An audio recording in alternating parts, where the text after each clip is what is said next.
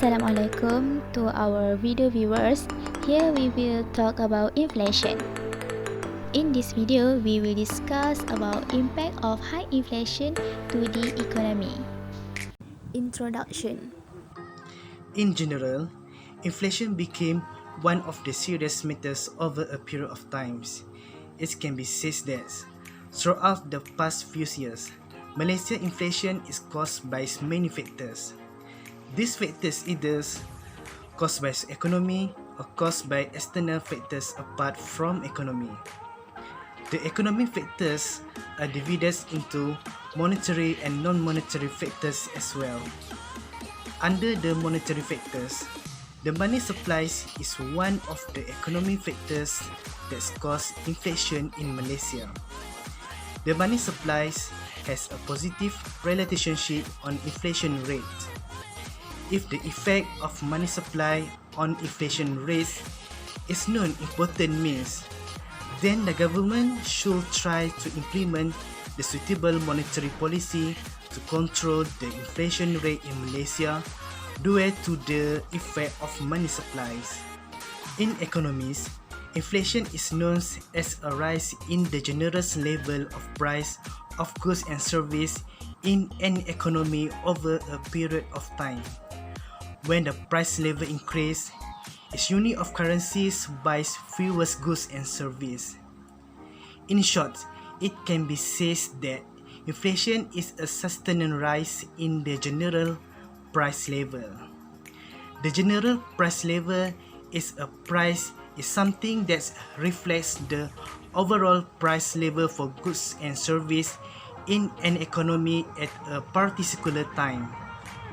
Inflation may cause many negative impacts on economic growth of a country and the country itself. High inflation rates will increase the living costs and the living standards of people in a particular country. When inflation increases, the purchasing power of currency depreciates, resulting in rising price for all goods and services. Fluctuating inflation rates affects all stakeholders in an economy including consumer, investor, corporation and governments. The first impact of high inflation to economy that we want to share here is business uncertainty and planned investment. High and volatile inflation is not good for business confidence partly because firms cannot be sure of what their cost and price are likely to be. This uncertainty might lead to a lower level of capital investment spending, which might then damage a country's productivity growth and long-run productivity potential. Okay, the second point is spending and investing. A predictable response to declining purchasing power is to buy now rather than later. Cash will only lose value, so it's better to get your shopping out of the way and stock up on things that probably won't lose value. For consumers, that's mean they will filling up their gas tanks or stuffing their freezer and so on. For businesses, it's mean making capital investment that under different consumption might be put off until later. While investors, they will buy gold or other precious metals when inflation takes hold. But this asset's volatility can cancel out the benefit of their insulation from price rises, especially in the short term. Over the long term, equities have been among the best hedge against inflation. Unfortunately, to spend and invest in the face of inflation tends to boost inflation in turn, creating a potentially catastrophic feedback loop. With more money in hand, consumers tend to spend more. It is causing price levels to rise as the supply of goods and services struggle to meet the increased demand. From an economic perspective, demand pull inflationary pressure is commonly referred to too much money chasing too few goods. When things get really bad, a sensible tendency to keep businesses and households supply stock rather than sitting on cash evolved into hoarding, leading to empty grocery store shelves. People become desperate to offload currency so that every penny turns into a frenzy of spending on just about anything so long as it not ever more worthless money. Lead to hyperinflation.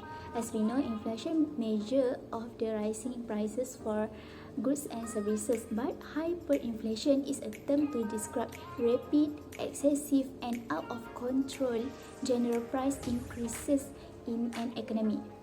Hyperinflation is rapidly rising inflation, typically measuring more than 15% per month. Okay, the third impact is the cost of borrowing.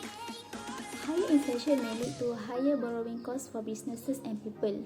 Both of the parties need the loan, and mortgage and financial markets seek to protect themselves against rising prices. The cost of borrowing increase on short and long-term debt.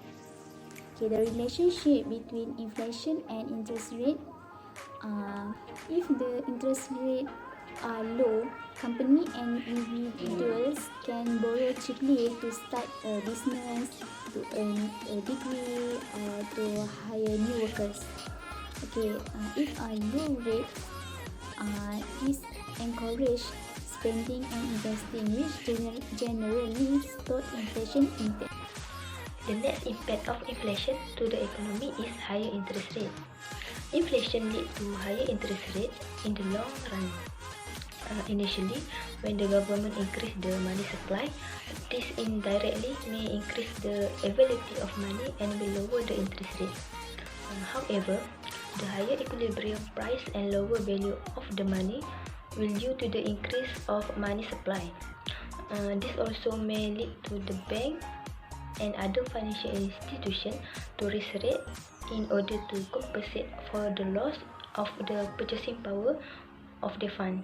Lastly, higher long-term rates will discourage business borrowing, which lead to the less investment in capital goods and technology. Another impact of inflation is lower saving. Inflation encourages consumption instead of saving. This situation happens when the higher price induce people to purchase more product now before they become more expensive later. This indirectly discourages people from saving because money that we save for future use will have less value. In other contexts, saving are needed to increase fund in the financial market. This may allow businesses to borrow money for investment in capital goods and technologies. Increases in technologies and capital goods create long-run economic growth. As we can say that inflation lead to increased consumption, which may discourage saving and slow down the economic growth. The last impact of inflation is increase of tax. Higher price of goods and service lead to increase in tax.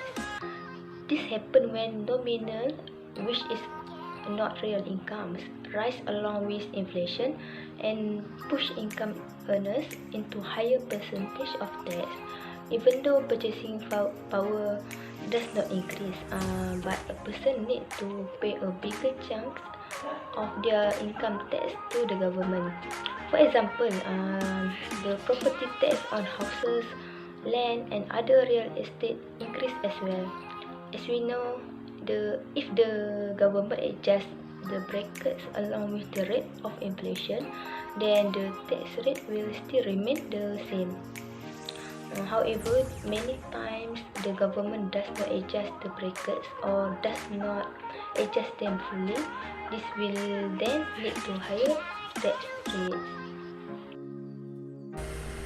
Alright, I will begin our presentation for point conclusion.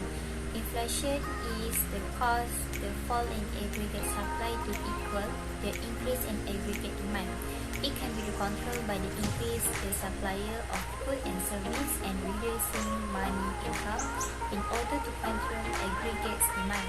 High inflation may cause negative impact to particular countries. Inflation is a major problem everywhere. It will not affect a country's economic growth, but will affect the CPI, labor market, and will affect the investor of investment. So, to reduce the unlimited or and consumption expenditure, the risk of personnel and commodity theft should be increased, but the risk of theft should be not very high. Price control is another measure of the direct control to check inflation. The government tries to have a price control by the fixed and upper limit for the price of essential consumer goods and the service market.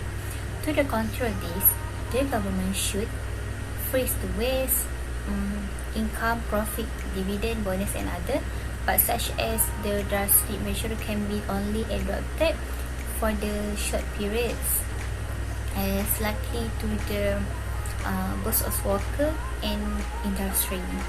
Therefore, the best course is to increase in wage to decrease in productivity. This will have a dual effect. It will control work and at the same time increase productivity and hence raise production of goods in the economy. The responsibility on the reduce the inflation rate in Malaysia is mass, and all of us Malaysian citizens should be help government to overcome this problem as soon as possible.